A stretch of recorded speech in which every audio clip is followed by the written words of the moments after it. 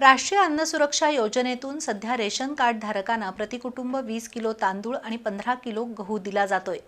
पण आता या धान्याच्या प्रमाणात बदल करण्यात आलाय. 1 जानेवारीपासून प्रतिकुटुंब जास्तीत जास्त 21 किलो तांदूळ आणि 14 किलो गहू दिला जाईल. देशातील गोरगरीब जनतेला पुरेसा धान्य पुरवठा व्हावा यासाठी राष्ट्रीय अन्न सुरक्षा योजना सुरू झाली आहे. अंत्योदय अन्न योजना आणि प्राधान्य कुटुंब योजनेतील लाभार्थ्यांना मोफत धान्य दिलं जातं. केशरी आणि पिवळ्या कार्डधारकांना त्याचा लाभ मिळतो.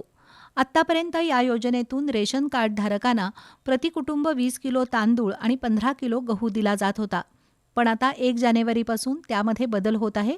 नव्या बदलानुसार प्रत्येक कुटुंबाला जास्तीत जास्त 21 किलो तांदूळ आणि 14 किलो गहू दिला जाईल. थोडक्यात पूर्वीच्या योजनेनुसार गव्हातील 1 किलो प्रमाण कमी करून तांदळाचं प्रमाण 1 किलोनं वाढवण्यात आलंय. केंद्र सरकारकडील धान्य साठ्याचा समतोल राखण्यासाठी आणि वितरण व्यवस्थेमध्ये समानता आणण्यासाठी हा बदल करण्यात आलाय.